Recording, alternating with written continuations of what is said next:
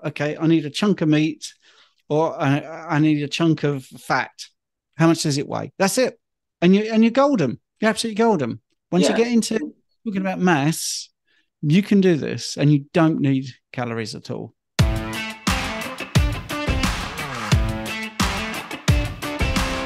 Hello, everybody, and welcome to episode 154 of the SuperSetYourLife.com podcast, your weekly dose of entertainment, education, and inspiration to fuel your life inside and beyond the gym. We are honored to have Stephen Thomas, host of the UK Carnivore Experience, back for a deeper dive into the science of thermogenics and body composition. Originally on episode 136, he taught why calories are an unwise metric to use to build and maintain a lean muscular physique. I found this out to be true since going meat-based for my last 4 bodybuilding competitions, and Stephen is the man who understands why this is the case.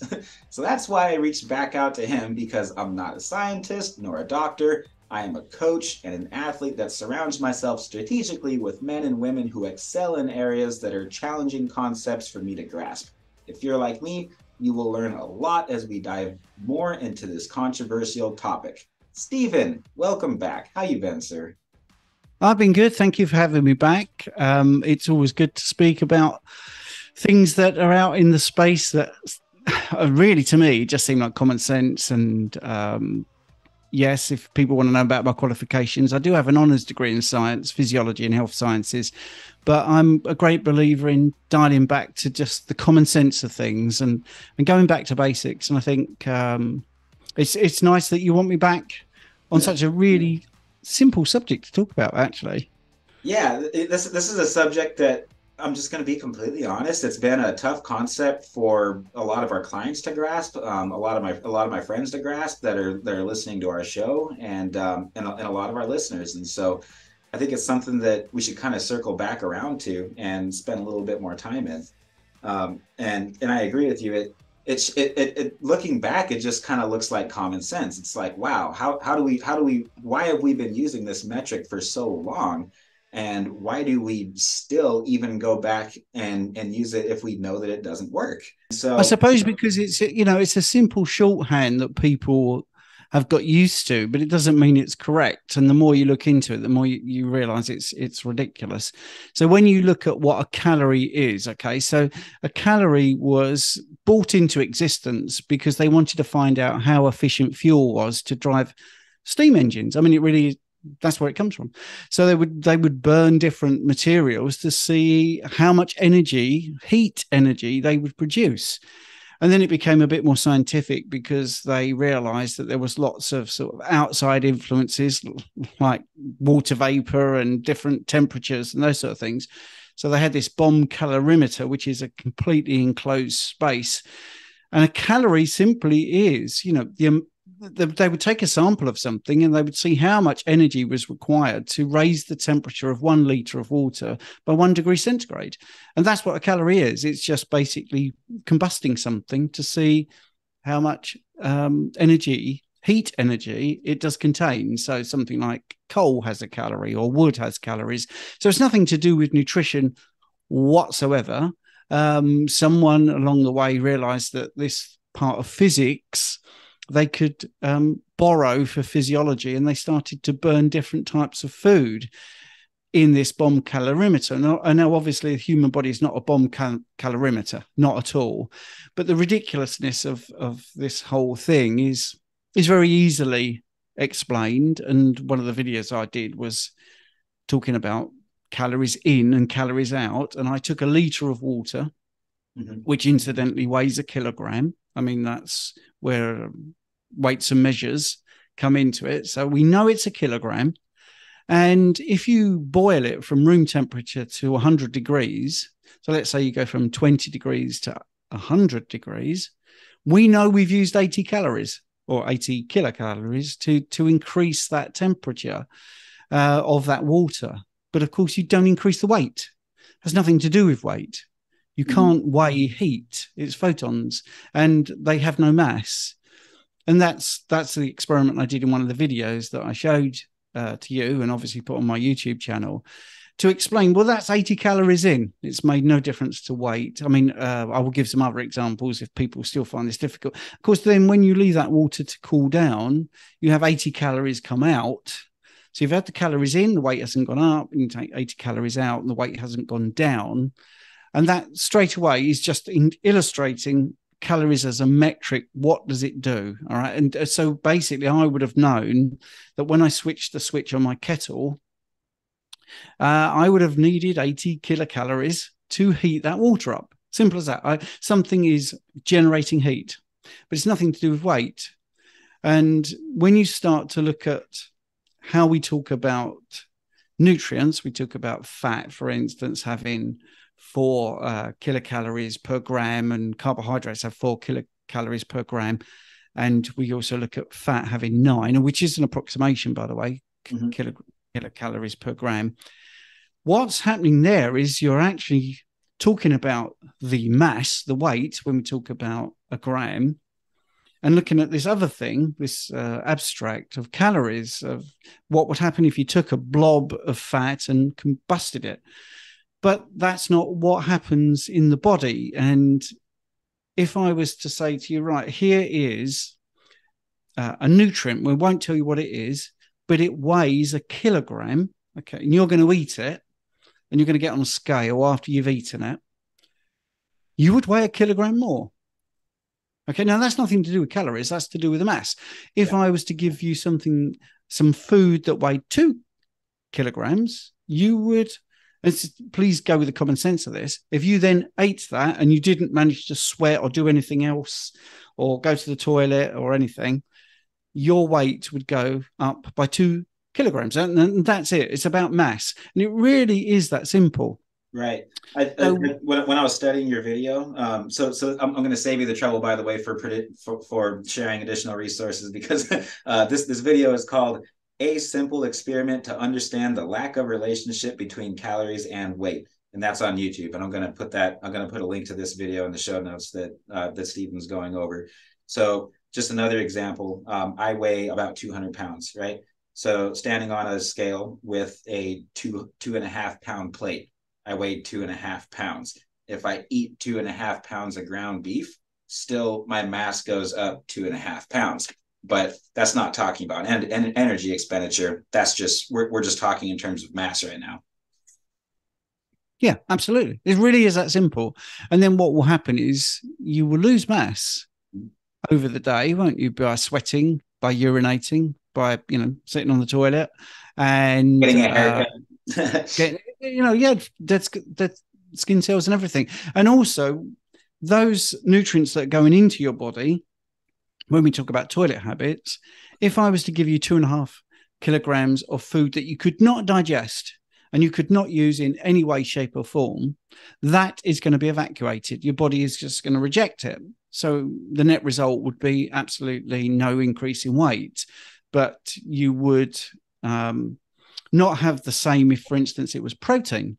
So let's say it was protein and it went to build structures in your body. It's nothing to do with calories. Let's say all of it was used. Let's just say it was, hypothetically, every single amino acid was used to build some structure. Then you would keep that weight. But there's obviously turnover of proteins and that there is some waste coming out. But I'm just trying to get the sort of principle across that it is all about math. Can we use a tangible example of something that you flat out cannot digest, like fiber? Okay, toilet paper. That's a perfect example, because I've heard stories of people that are extreme dieting, literally filling themselves up, literally eating toilet paper, because it's basically just fiber. It's just stuff that your body can't, just to be able to fill full, so they're not hungry anymore. And if that doesn't scream eating disorder, I don't know what does. But that's okay. Let's roll with that. No pun intended.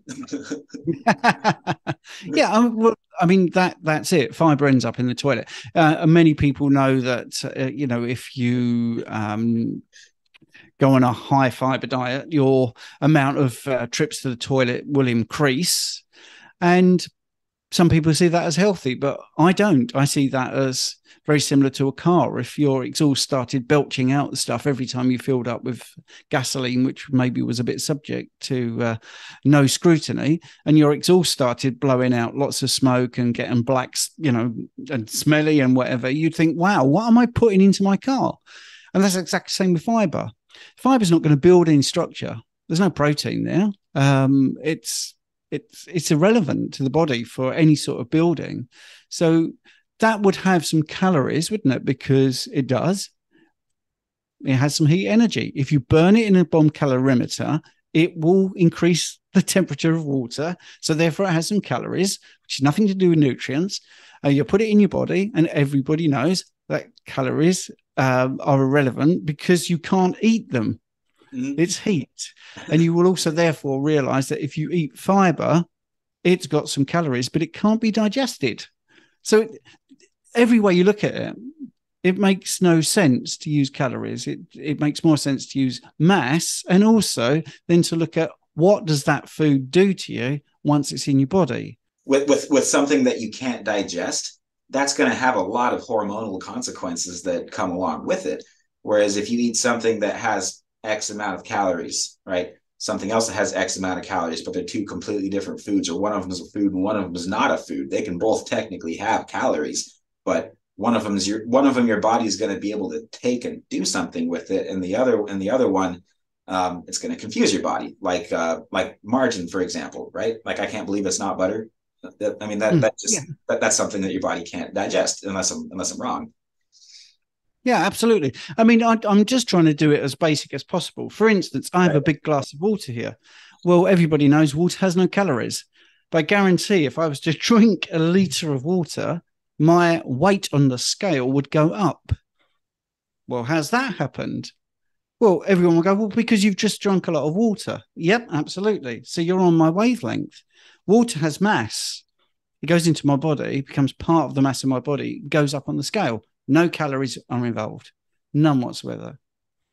So I'm trying to look at it or explain it to people from two different ways. You can put something in your body that has no calories, it can put your weight up. And yes, you can urinate that out. But what I'm trying to get to is you need to forget calories and you need to start talking about mass.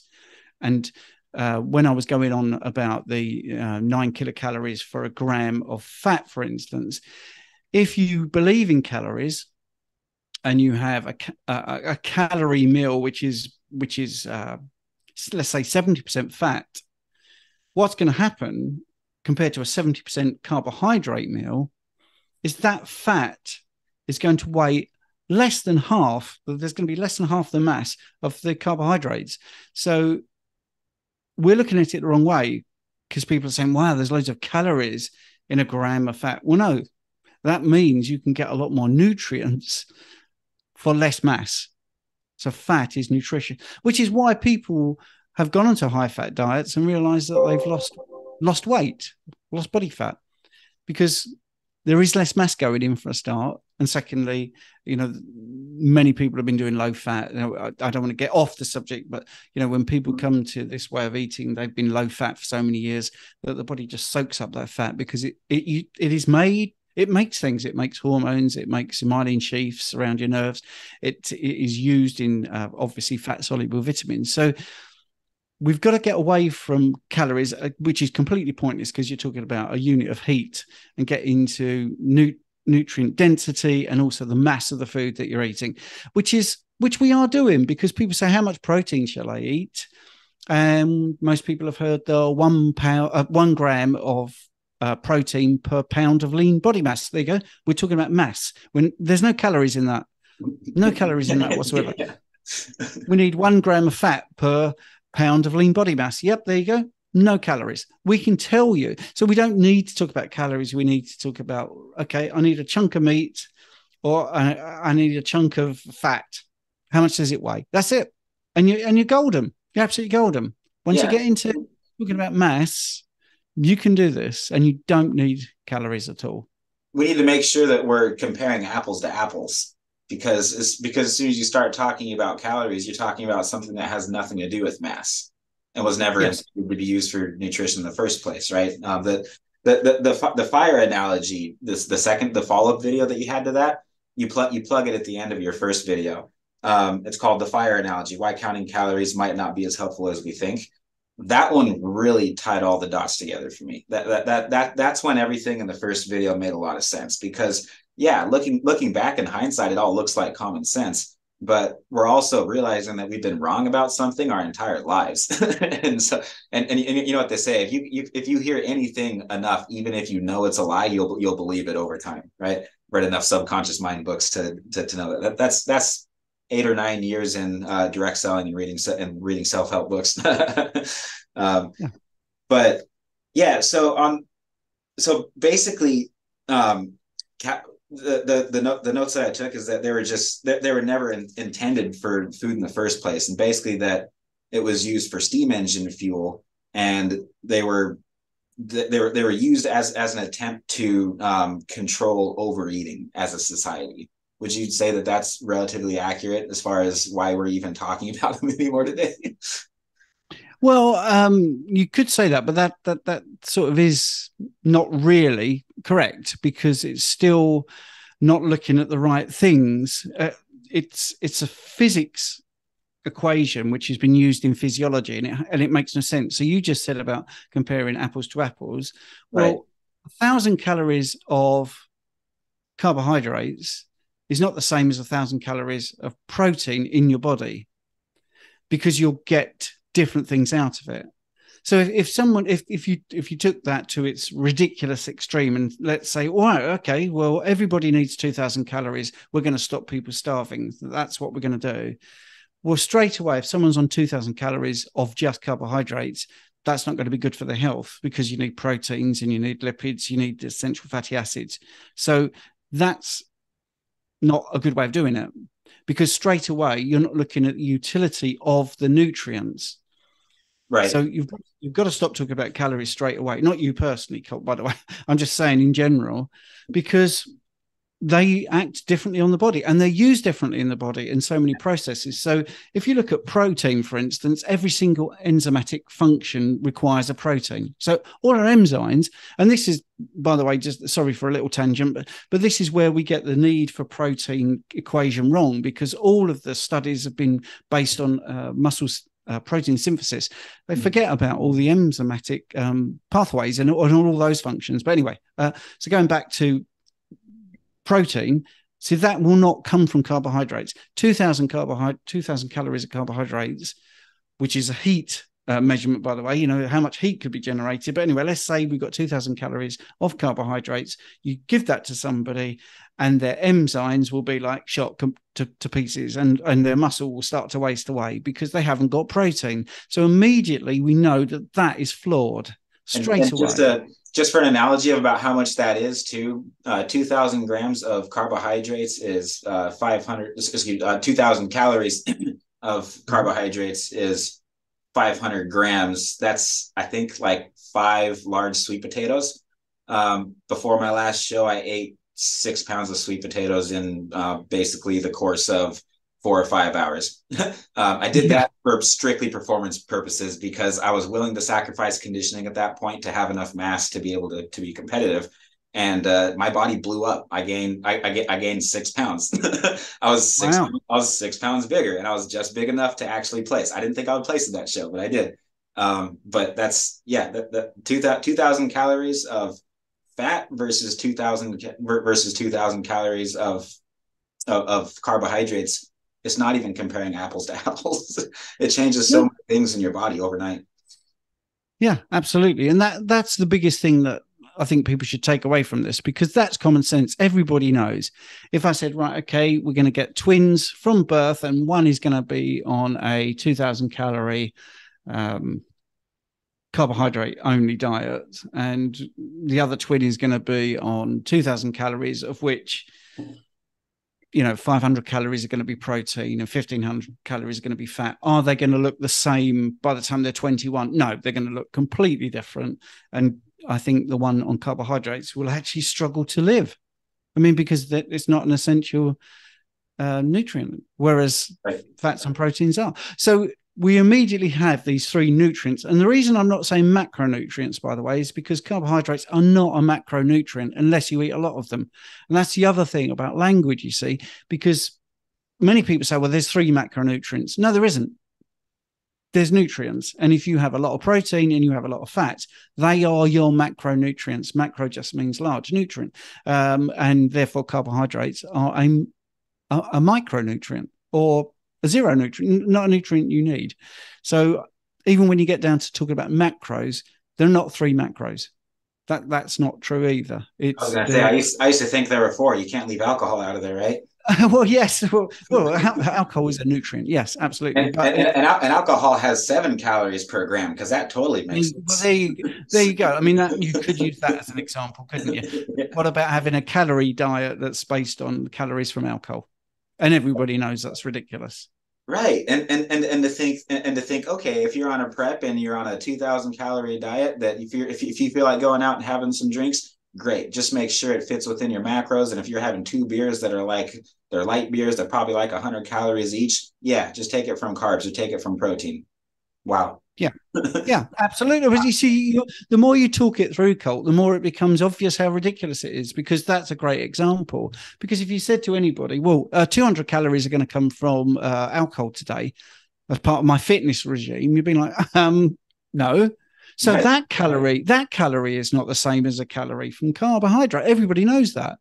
Yeah. So maybe that's the next video for me to bring that in, to talk about calories that we consume, and alcohol being one of those things. And therefore it is ridiculous to use it as a guide.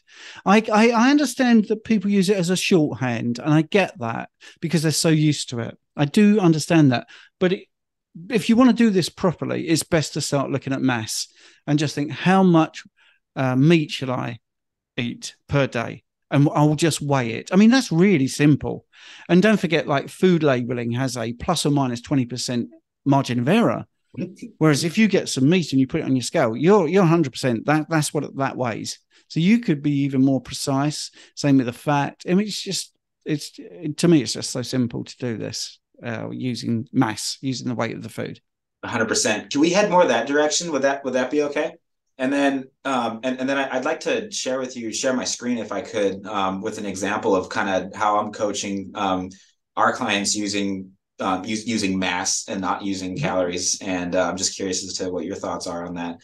So, okay, great. So when you say consume an adequate amount of protein to be able to build or maintain muscle mass and not lose it if you're cutting. Or if you're on a strategic fat loss goal, and then in terms of how much fat to consume on top of that, my teaching has been the last few months, and it's been working great for everybody, has been to be consuming their lean body mass in terms of protein, which is a moving target, because some people can get away with having quite a bit more if they have a higher expenditure, if they're really crushing it in the gym, and their body just seems to soak it up. And if we're testing whether or not they're in ketosis, so our athletes that really want to push the envelope and invest $300 into a ketone meter like the one that I have, that's how we're kind of identifying where that protein threshold is. And if they don't have one, you can figure it out without having to test for it.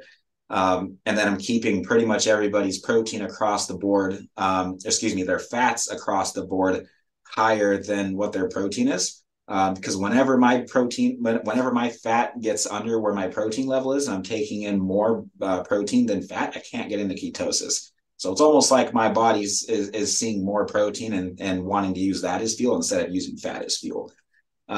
So that's pretty much how we're going about doing it, and how I approach it. And not every day is the same. Some days I feel like once I've hit my protein that I need additional fat, and some days I feel like I don't need as much fat if it wasn't particularly as stressful of a day, or if I wasn't as active throughout the day. So is that pretty much how you go about doing it? Okay, perfect. Yeah, just be intuitive, listen to your body, see what's going on. I do have a Keto Mojo, but I don't use it. But I understand why people do, because especially if you're preparing for a show, it just gives you maybe a little bit more of a sort of roadmap. But I think as you do this more and more, you get more intuitive. Absolutely. 100%. Awesome. So I'm gonna share my screen, desktop number 2. Bam. So let me know if you can see it, please. Yep, I can see it. Cool. So this is this is my Excel spreadsheet for Leo. He is 6 months out from a competition, and he's been on a very high carb diet for quite some time now. I typically don't. My approach is usually cold turkey. I like to have people jump into it and just see how they feel.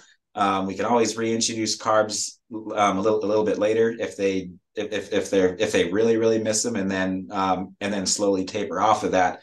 But I've been finding that, I mean, a lot of these people, it's like that's why they hire a coach, because they want to go cold turkey and they just want someone to help them through it, right? So anyway, we went away with the one macronutrient that he doesn't need, carbs. So they're down. So they're down to 0.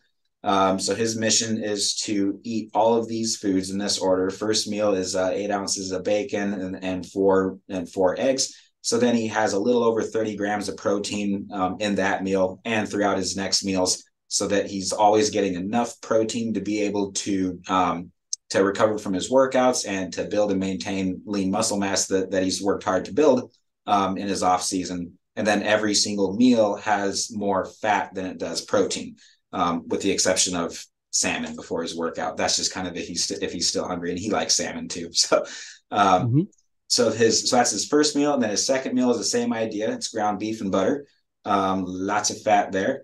And then if he feels like he's hungry, he's already had plenty of fat earlier in the day, and so that would be a good time to have something that digests in his stomach pretty well. So that would be salmon. Personally, I never train on a fed stomach, but whenever I have fish, I've always found to kind of sit the best because I don't want it to come back up. And then his last meal is bacon, chicken thighs, and some sour cream. So what jumps out to you as it looks good, doesn't look good? Completely open to suggestions.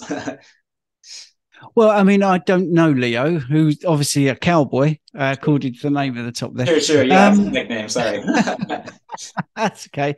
No, I think this is a great way to set out how to consume the right amount of food, because it's just by weight. And I like the way that you've looked at the protein and fat ratios, because that's pretty interesting. Sorry to interrupt. I guess one more thing is if he doesn't have to finish all the food if he doesn't feel like he can, if it feels like it's too much. And then if he's still hungry, the rule is 3 ounces of cold ground beef. If he's still hungry after that, 3 more ounces of cold ground beef. If you're still hungry after that, something's wrong. You should probably call your coach. And that's when that's literally, if I get a phone call at night from a client, I know it's because something's not right with their diet. So I mean, they've got to adapt. Yeah. Okay, go ahead. Oh yeah. Just to finish up then. So water is to thirst. So his pee should be light yellow, not clear. That means he's overhydrated. Not bright yellow, because that means that he's underhydrated. And then electrolyte consumption, he's consuming salt with a 2-to-1 sodium to potassium ratio to satiety, to where if he feels like more salt would be unappetizing, that means that he's probably pushing the envelope there. Yeah, that's great. I mean, it's covering absolutely everything. Electrolyte consumption, I think that does depend on where you're getting your protein from, where you live, in the world. Are you near the sea? That sort of thing, because you might not need to supplement with electrolytes. But I think a lot of people have avoided salt for so long, and the pasture raised around here is great. The meat around here, I don't feel like I need to supplement with electrolytes, but I understand in America, actually, the bigger land mass, there's so many areas that are away from the sea, away from salt, away from really good soil. It's been depleted. I get it, that in many areas of the world, you do need to supplement with electrolytes. I don't think so much in the UK as an island, and the fact that we pasture raise pretty much all of our cattle. So yes, apart from, I have to put that in there because I'm in the UK, so people that would be watching this or listening to this because they know me would know that electrolytes for me, it does depend on where you're living and where your food's coming from. But I think that's great, Cole, and I like this. If you're still hungry, what I was trying to say, sorry, I didn't mean to interrupt, is obviously people have got to adapt. So if someone's new, from standard American diet, vegan, vegetarian, Mediterranean, whatever they've been eating, you know, in the first couple of weeks, this might be difficult because the hunger signals might not be there yet. For whatever reason that would be. But I think once somebody's sort of fairly adapted to carnivore, just having those little prompts, if you're still hungry, eat a bit more, that's really good. And obviously, if your clientele is looking to, you know, work out and train, so getting enough protein and getting enough food, and people forget this, you need energy to burn fat, which is why when you eat fat, you can burn, or I hate burn actually, oxidize fat. You can lose fat off of your body because you are eating fat to give you the energy to do that process. So yeah, I think it's fabulous. I really like the way you've set that out. Cool. Great. Thanks. And if you're just saying that to be nice, then after we're done recording, you can totally tell me, oh, okay, now here's where you went. Hang on. Whoa. No, because I've already put my provisos in there. I didn't just go, oh yeah, that's great. You know, when we talked about the electrolytes, I put my point of view in there. And I think, no, you don't need to do that. Honestly, I would say if I thought that was not the right thing to do, but you do have to put those caveats in, because someone coming new to this, day one from carnivore, their hunger signals are not going to be where they need to be. So I think you need to transition people into carnivore before you can say to them, right, now you're judging exactly where you are with your hunger, whether you've eaten enough or not enough. I think it takes 4 weeks, 5 weeks, something like that, of eating this way to get people understand. Really? Yeah. Yeah, because I can't just tell somebody to eat to satiety without a meal plan. It's like most people. First of all, I'm used to writing meal plans. I've been doing it forever, and so it's kind of what people expect. But I think what I'm seeing is having something to go off of is critical for most people, just to be able to have a plan to follow, and then assessing hunger signals kind of one day at a time. Question for you on satiety signals. Do you think that even plant fat sources like an avocado, for example, would be enough to have any negative consequence to satiety signals? Because I personally don't feel like I can eat an avocado and eat the same amount of and eat this, and I break my fast pretty much the same time every day. I'm on 2 meals a day right now. But I'm definitely doing a lot of not cool carnivore stuff throughout the day, like artificial sweeteners and whatnot. I do have a couple of carnivore sins that I'm working on. Cut caffeine, by the way, so come a long way with that. But crap, where was I going with that? Oh yeah, I had someone yesterday at the gym. I don't even know this guy's name, but he saw me putting up a show flyer for our new podcast, Carnivore Coaches Corner. And he asked me, avocados, is that cool or not cool on a carnivore diet?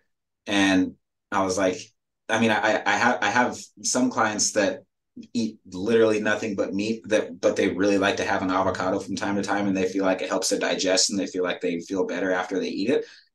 So I was like, I don't know. If I were you, I would just say go meat based and go with everything that you know for sure works, and then try adding it in and see if that changes anything with your satiety signals. Not sure what your thoughts are there.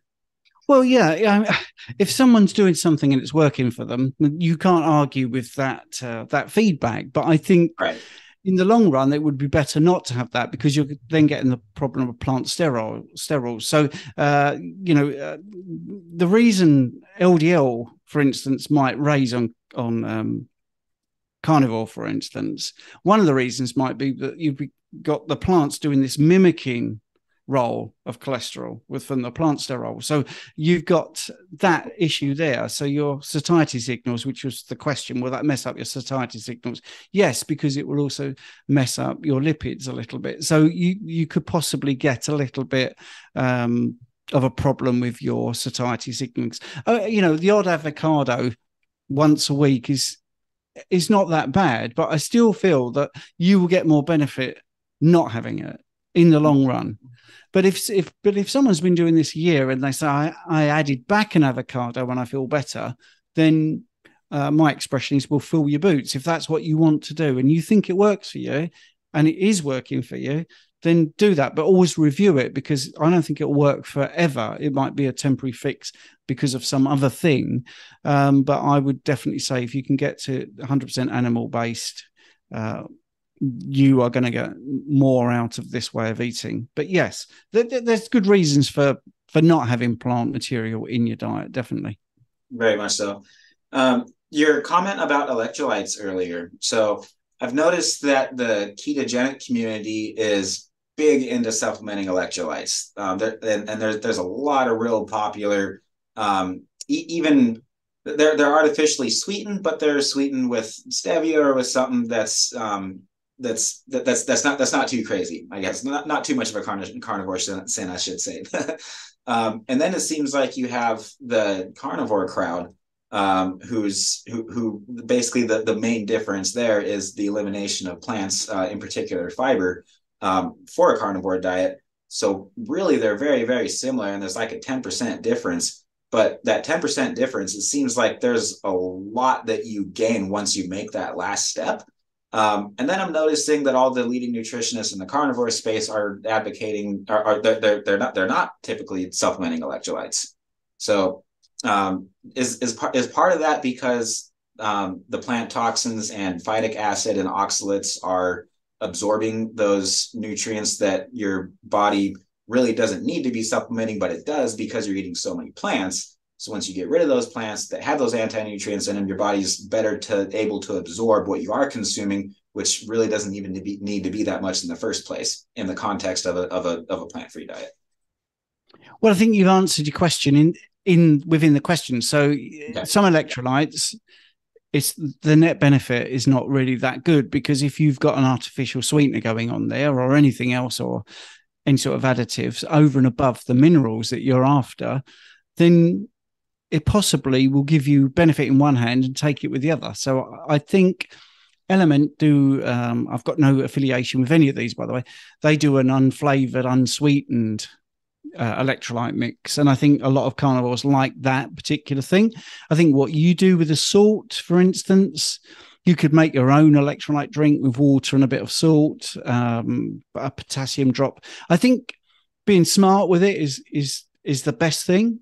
If you can get all your minerals from food, if you are getting grass-fed meat, for instance, and it is pastured by an ocean or something like that, you may be okay. But I think in America, like I say, it might be sensible to supplement with electrolytes, but I would try to get the electrolytes that don't have any of the other stuff in there. So I think for me, just a glass of water with a little bit of salt in, I think is pretty good.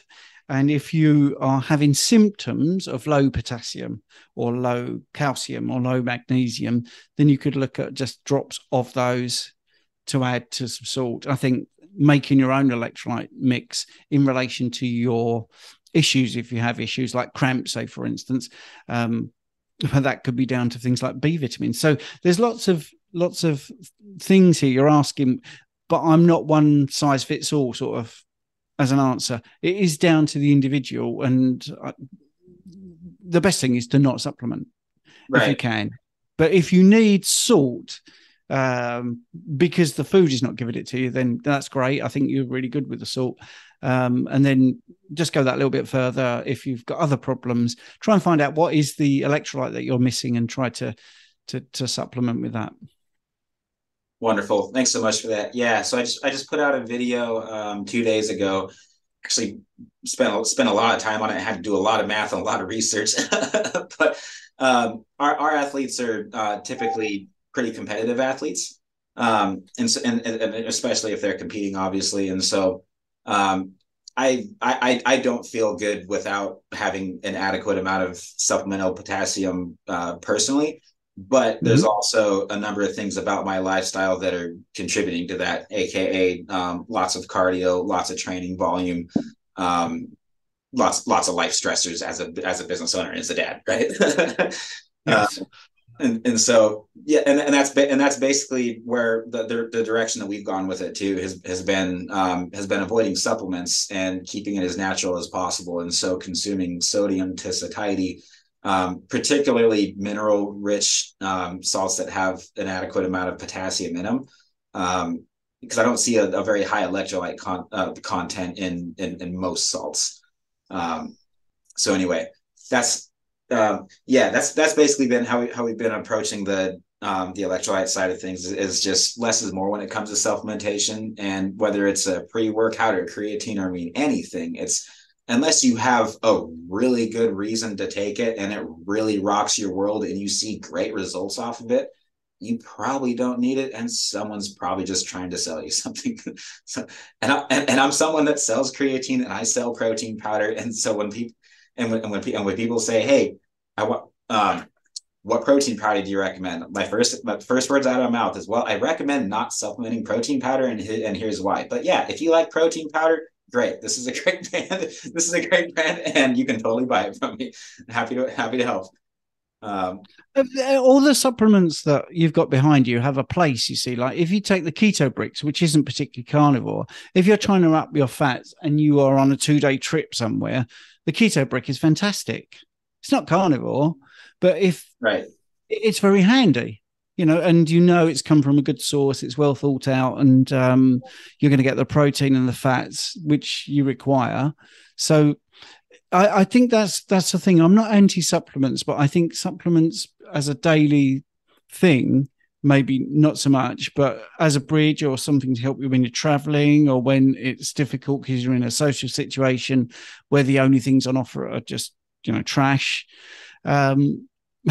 These things are good. I mean, they're better than, if you work in a company and you've ended up and it's a finger buffet and absolutely everything is brown beige carbohydrates and you're hungry and you've got a protein shake in your bag which has come from a good source, then that's probably better than taking part in the buffet. So there are different reasons for supplements. I mean, I do a live stream on a Sunday every so often with Richard Smith at Keto Pro, who sells supplements. And the first thing he always says is, if you can get what you're after from food, do that first. Yeah. It's the same as you. You've got them, they're available, but if you can get it from food, that's the best thing. That is the best thing. If you can't get it from food, then the supplement, obviously, as the name implies, a supplement, is the next best thing.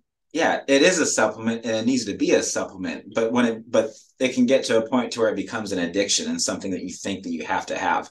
I was scared to get off of creatine forever, man. You know what they say, the day you start lifting is the day that you're forever small. And so, I'd never even cycled off of it. And then between Bart, I think it was you, and then Jonathan and Coach Mark, everybody was just like, "You've been taking creatine for a long time. They're like, I'm sure you've used every single bit of supplemental creatine that your body could absorb at this point. And if you're eating that much red meat, why the heck are you supplementing on top of it?" So I stopped taking it, and I haven't lost anything, and I feel better, and I'm peeing less, and I'm getting just as good as, if not better, workouts. I'm just finding that less is more. So the only supplements I'm taking anymore is citrulline malate 2-1 for my pump mid workout, and then trans-allyl glutamine.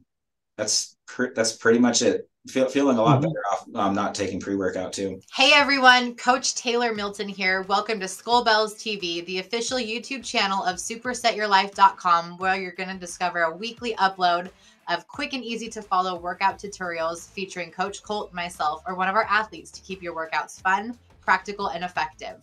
Our family's latest keto carnivore recipes that fuel Colt's competitions and keep myself and our kiddos strong and healthy. Video uploads of the SuperSetYourLife.com podcast, now over 100 episodes, your weekly dose of entertainment, education, and inspiration to fuel your life inside and beyond the gym, and much more. Last thing before we get into the video, we're asking a big favor from you. This has been working beautifully, so if you would please think of someone you care about that would benefit from this video, go ahead and smash that like button, click the share button, and text this video to them. That would mean the world to us. And while you're at it, make sure you hit the subscribe button so you don't miss more exciting content from Skullbells TV, because our team has lots of meat and lots of muscle coming your way, and I promise you won't want to miss it. When you hit the subscribe button, you'll see a bell icon pop up. You want to click that too so you're notified every time we release a new video. Thank you so much for the support. It means the world to us. Every like, share, and subscription helps our channel grow and supports our family's hard work. So thank you so much for doing your part too. That's all we ask. God bless you, and please enjoy this. You said that ribeyes were your favorite food on our first conversation. And now I see why, because the research that I've done since then, it seems like there's even more minerals than most organ meats. Do you typically do organ meats, or you're just getting most of your nutrients from steaks, right? Yeah, absolutely. But I actually like lamb's liver, and I like the occasional liver, and I like the occasional kidney. But that may be once a month. I don't think it's essential. I just like it.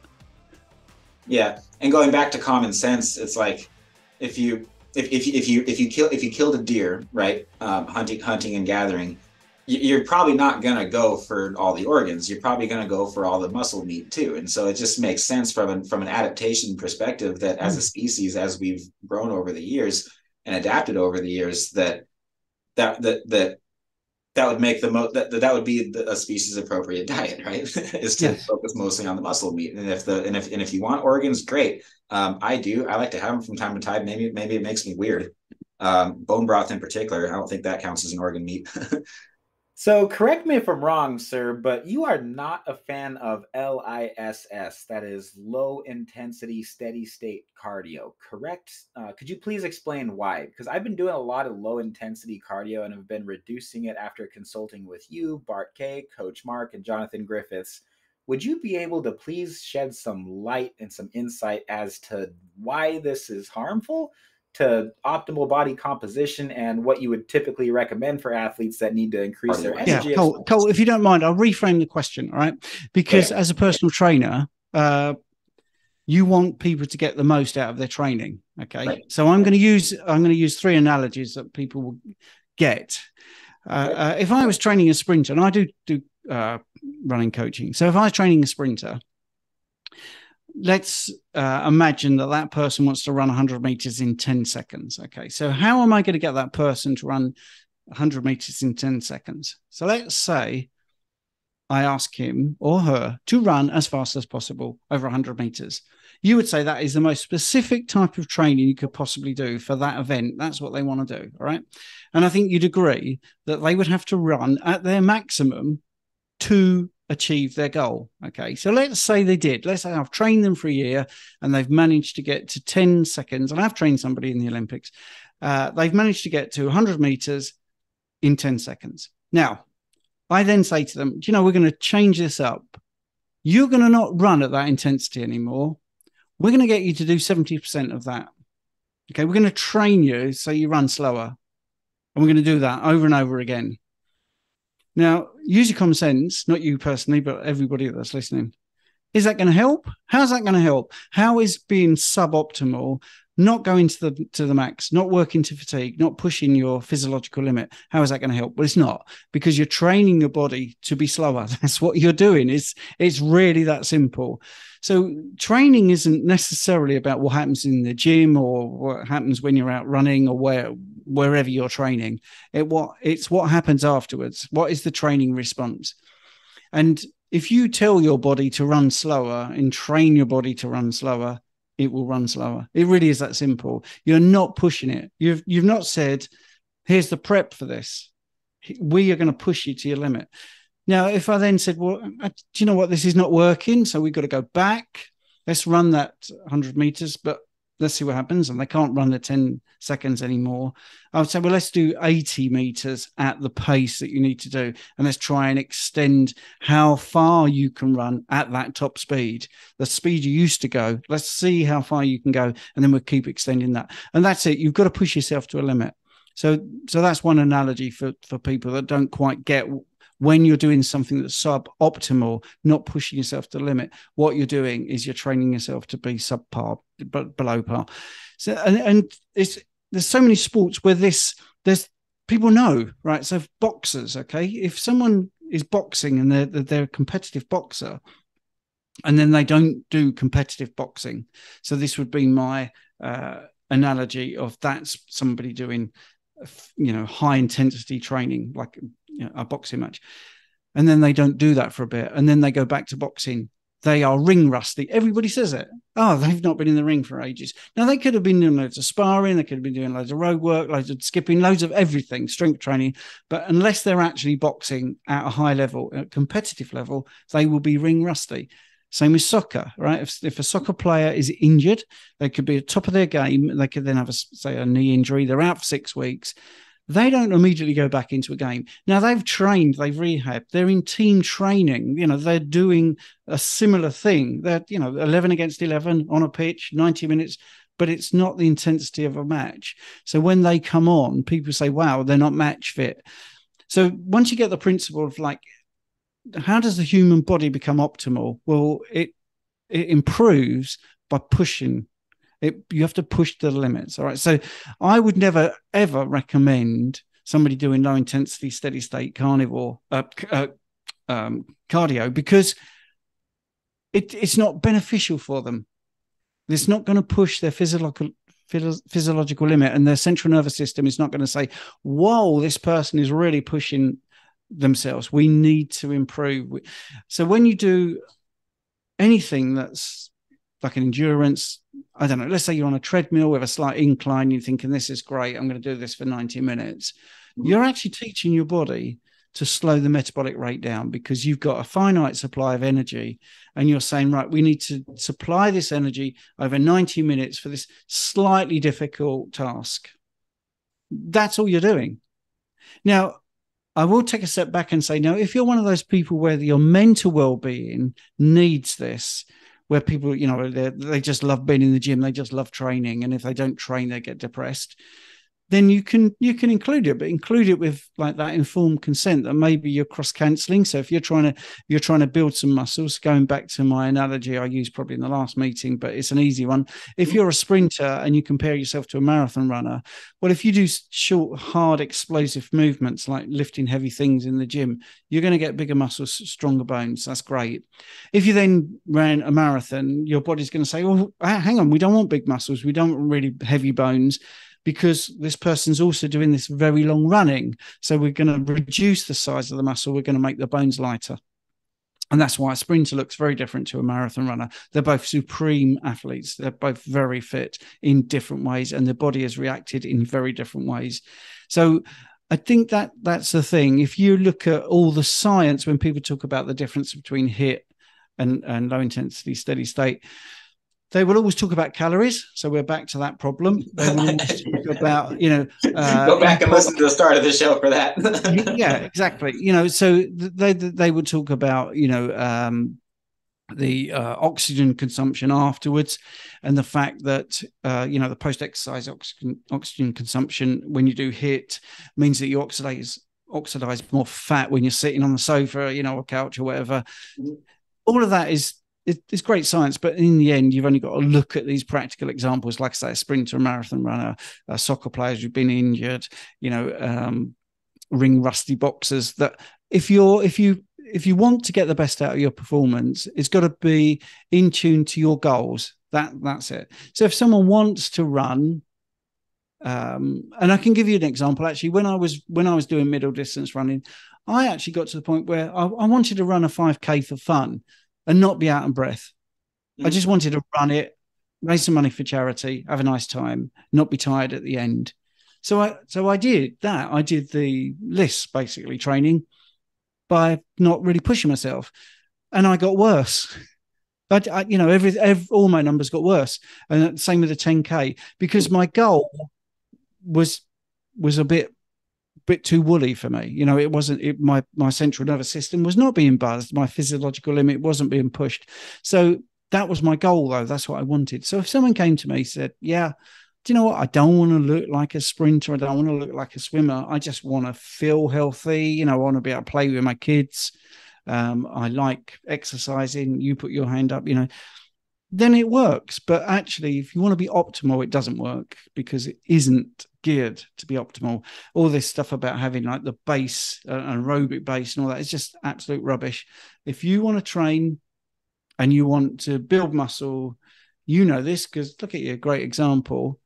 You've got to put the work in, and you've got to work to fatigue, and you've got to do short, hard, intensive workouts to your absolute max. You will not get a big chest if when you bench press, you're doing 70% of what you can do. It's not going to do it. Even if you said, well, I used to do 3 sets, now I'm doing 15 sets. You'd be like, yeah, that's just bad. And going to the science, like you just said, yeah, of course, there's other things. It's a lot of stress. It's not great for your heart. It's possibly going to make your appetite actually more ravenous. There is so many different things that could be problematic when you do this, that way of training. Yeah. Having chronically high amounts of training volume in hypertrophy training and high amounts of low intensity cardio, I've noticed a direct correlation with both of those two hunger levels. It's like it doesn't matter how much you eat, you're just always hungry because your cortisol and your leptin is absolutely promoted. It's overtraining basically. So you're the sprinter marathon analogy that made a lot of sense. I've never seen this fast of growth in my legs since I stopped running. Really, everybody says it's catabolic. I'm like, whatever. As long as I'm training during the week, and then I'm doing my long runs on the weekends. I was also going for a run every single morning just for like 20 minutes with Zion. And that was for therapy too, by the way. Just getting back to what you were talking about earlier. It's like, man, it just feels great to forget about everything and go for a run and just come back an hour later. and then you just, I mean, it's that runner's high. It feels amazing. It really does. And then developed plantar fasciitis and a stress fracture on my right foot. So no running probably for quite some time still while it's recovering. It's being iced right now, actually. Okay. So I totally respect your time, and I want to let you go. Just to wrap up on that. So right now I'm cutting 10 weeks out. I'm trying to get from 205 today down to 199. So nothing serious. I'm going to lose 6 pounds in 10 weeks. This is for guest posing for a natural bodybuilding competition. And spoiler alert, we're launching our own underwear line. It's called Skull Bells Undies. So I want to make sure that my abs and glutes are looking good for that, right? So over the next 10 weeks, I'm doing about an hour of low intensity cardio a day, right? And so adding more on top of that, that's going to be counterproductive. And even if it does work, yeah, great. It'll torch up those problem areas like it always does. But then I got the problem on the back end of being really hungry and like, okay, is this physique actually sustainable or not? And the goal is to have something achievable and sustainable for everybody that actually makes practical sense. So with this amount of low intensity cardio that I'm doing, what would actually be great for my lifestyle is to do more of it, but have it be less intense with a lower heart rate. And the reason is because there's so much that I have to do on my phone, and I do my best thinking literally when I'm on my phone, just walking on the treadmill, pounding through client check-ins, pounding through social media or whatever it is that I'm doing on my phone, which is most of my business. What's your gut reaction to that? If I say that I'm going to do more low intensity, but it's going to be at a lower, but it's going to be at a lower heart rate, so it's not as stressful. It's not what I would do, but if it works for you, what would you rather do differently? I would not do the cardio. I would just look at my nutrition, okay, and dial back on whether it be protein or fats. That's all I would do. I mean, I would just do that. It might be just the ratio as well. I'd just increase your fats, drop the protein a little bit. Okay. And I wouldn't do any cardio whatsoever. Personally, I think you talked about your injuries there. If you're less injured and you're eating the right amount for you, your body will burn that fat off. Definitely. I think there's a little bit of cross cancelling there. I think if you just do strength training and then just worked on your nutrition, I think you'd get there personally. But I know that's swimming against the tide.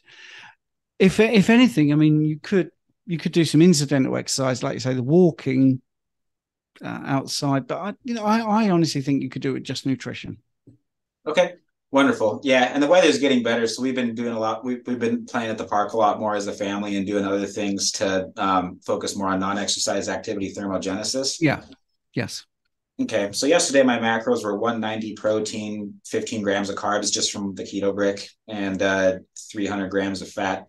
So I think the easiest thing to do, I'm not particularly hungry right now. So dropping those fats down I'm feeling about 30 grams today, and then a little less cardio.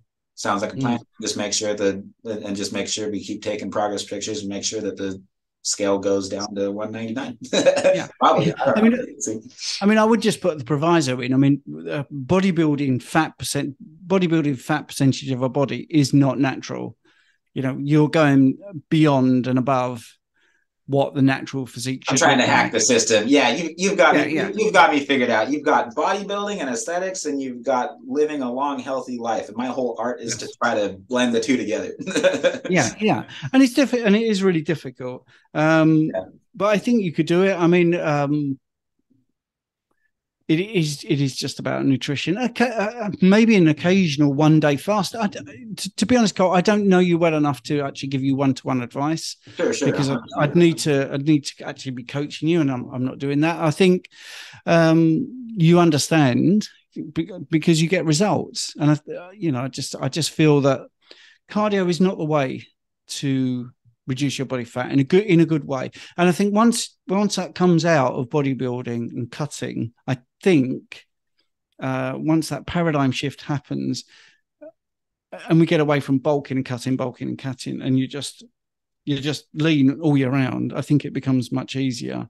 My training partner who did the Mr. Britain and placed and all that sort of stuff never did that. It's always natural way and just stays lean all the time. And it just works. It just works. And I think, I don't like going against what everyone is doing, and everyone's doing it and getting results. I just feel it might be easier and get better results in the long term if we looked at it differently and tried to train differently and took the cardio out and just used nutrition tweaks and some more intense training tweaks to get rid of the body fat. It sounds like the proverb or the parable of building your house on the sand versus building your house on a rock. And if you get the physique that you want using a lot of cardio, okay, once you have it, you're going to have to keep doing that cardio the rest of your life. And is that healthy? Is that something that you really want to be doing? Otherwise you're going to lose it because that's what you built it on. But having a wiser approach in terms of how you approach your nutrition and your day-to-day lifestyle in a more natural way, instead of forcing what I call white knuckling cardio, when it's something that you really don't even want to be doing, but you're just doing it because you think that's the only way to get down to that body fat level that you want to get to. I think that's just an unhealthy mindset. Would you agree that probably a lot of the reason that cardio is so popular in the first place is just like, we want results, we want them fast. This is what everybody else is doing. Let's do it. And then great, you get fast results. But then what? We have people lose weight on every kind of diet all the time in the United States. And yet we still have one of the highest obesity rates. Like how is that possible? Everybody loses weight and gains it right back all the time. Yeah. Yeah, and when you look at tribes and stuff like that, and they're lean, and you can see their abs and stuff like that, they don't go running. They don't do that. They don't do cardio. They just eat the right way. And if they're a hunting tribe, then they will do their sprints.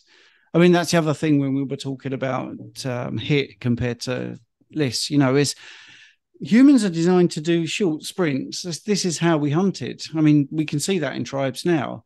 We didn't run for 26 miles to outrun an antelope or whatever.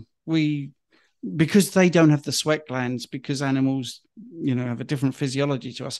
We would have a group here and a group further on, and we would sprint to get that animal to go to where that other group is, and then they would sprint and they would make the animal absolutely exhausted because they have to stop to pant because they don't sweat. So we would use this chain of different groups of humans dotted around, sprinting at the animal, scaring the animal, using tools, spears, whatever, to get them into an area. So the next group, almost like a relay race, would then take over and sprint and absolutely wear the animal out, because humans are pretty clever, but that's their physiology. Their physiology isn't designed really to just run. Certainly not at high sprint levels. And if you get into sort of what does a human need to do, they don't need to do cardio, because that's not what they're designed to do. We're not designed to do that. Yeah, we can run 23 miles is the average sort of person, because of the finite storage of nutrients or energy that's available, because we're not fat adapted properly. And it's not what we're there for, but we're great at sprinting. Yeah. That makes so much sense. And again, it's just common sense. Right? Yeah. Everything just boils down to common sense. One of my favorite business mentors drilled it into my head over the years. Common sense trumps all. It does. Yeah. What's the hottest new project that you're working on right now, man? Well, actually, I didn't train. I'm actually doing an N=1 where I didn't train at all since August, and I started training again in May. So I wanted to see the difference, what would happen, how quick the muscle memory would be, and how unhappy I would be with my physique after 8 months of not training. And I was pretty unhappy with it. I wanted to see what would happen if I didn't do any workouts whatsoever. And so I started training back in May, and the results were amazing. And it's incredible how resilient the human body is to getting back into some sort of exercise. But I wanted to prove it to myself, because many people say to me, "Oh, I used to train, I'll never get back to it." And I'm thinking, you can. And I looked at some footage recently of a woman that got into running at age 80 and now runs pretty fast, and she's 102. Yeah. Wow. Yeah. So I think I just wanted to say to people that book me for coaching, if they say, right, I'm too old, I'm 40, I'm 50, I'm 60, I can't get back into training, I don't like lifting weights or whatever, I'll never be able to do it. I wanted to be able to say, well, actually you can, and you can have a long break from it, and you can go back to it. And there's some of the ones that see the fastest results, bro. Like absolutely, yeah. Some of my clients that are in their 50s and 60s, they haven't exercised their entire life, and then they change the diet to the carnivore diet, and they start doing just some basic exercise. And I'm like, you're sure you're not taking any supplements you're not telling me about, right? Because you're seeing really fast results. Yeah, and the human body responds to exercise. It's just great. Yeah. It is just something that we should be doing. And I think lifting heavy weights and keeping active and moving is really good. But I wanted to prove it to myself. And, I've been taking some progress photos. So, I think in about 2-3 weeks, I will be back where I was 8 months ago. And I just think it will take 4 or 5 weeks. I really do. And no cardio is involved. And I'm not just saying this because we're recording, but you have a truly amazing physique, bro. Seriously. You've great job on that. for you to look the way that you do, I would have to say that you train hard and often and a lot. And I mean, that's just what most people would think when they look at your physique. But to see your natural approach and to hear how you really go about doing it day to day, it just comes down to common sense. And I wish more people would have that attitude towards it. So I've learned so much from you, and I just thanks so much for everything. Seriously, thanks. Okay. Right. Thanks for having me on. It's been really impactful. Where can our listeners go to find out more about you and everything that you're doing? Well, the website, theukcarnivore.com is possibly the easiest thing. I'm on Instagram, the UK Carnivore. On Instagram, I do have an app, and also the podcast, which is the Carnivore Experience. Hey, podcast. Thanks so much for joining us for this entire episode. If you found this helpful or entertaining, please share the knowledge. Share it with someone who's truly open-minded and looking for answers to their health journey. This recording with Steven is a message that people need to hear. We'd love to hear what you think of the show, so let us know what you like and don't like so that we can make sure this is the very best source of entertainment, education, and inspiration that it can be. We appreciate all your ratings and reviews, so thank you very much for helping us grow the channel. Last thing, if you haven't heard, as of last week, Jonathan Griffiths from the UK, Mark Ennis from Ireland, and I have all launched a new podcast called Carnivore Coach's Corner. We are 4 sessions into this collaboration in which 2 other Primal Nutrition, Lifestyle, and Bodybuilding coaches who have way more experience and credentials than I do meet weekly to discuss frequently asked questions from our own one-on-one consultations, discuss trending topics in the carnivore space, and coach each other on our own journeys as competitive athletes. We've been going live on YouTube for a couple months now and are 4 sessions into the new show. You can find us by searching Carnivore Coaches Corner on Spotify. Email your questions to admin@supersetyourlife.com to hear your question featured at our next session. Thanks again so much for joining us. God bless you, and catch you on episode 155.